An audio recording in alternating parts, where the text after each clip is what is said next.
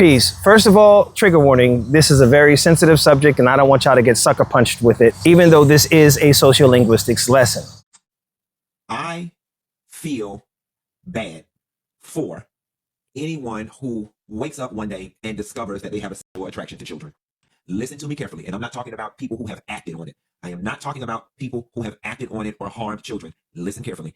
I feel bad for someone who woke up one day and without any choice of their own had for them what was a natural attraction to children. I feel like it's a burden that none of us would ever want to carry. This is not a defense for Funky Dineva, an ableist who has liberally used the R word with reckless abandon. He retarded, the baby retarded.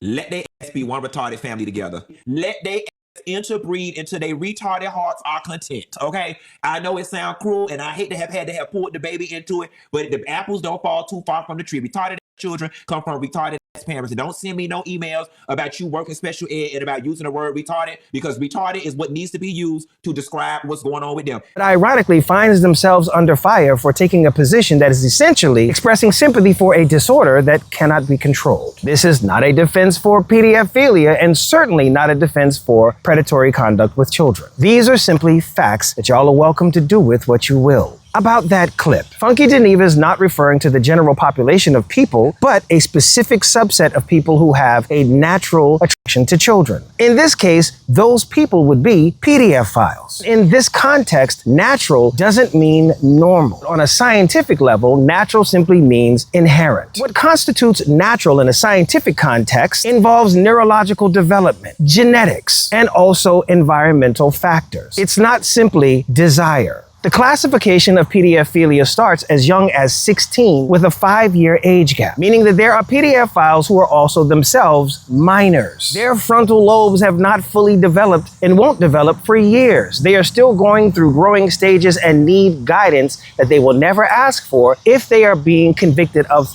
thought crimes for thoughts that they cannot control. Expressing sympathy for people who have a disorder doesn't mean that you approve of or are guilty of the symptoms of said disorder. There's a difference between being a pedophile and being a predator. One is a psychological condition and the other is a course of action. Imagine the broader implications of that. People who are bipolar, schizophrenic. There's myriad conditions that are psychological that someone may never act on and will never seek help for if they are already convicted by mere admission of possessing that condition. As someone who works with words, I just wanted to give y'all some words that work, particularly when it comes to helping those who would do harm get help.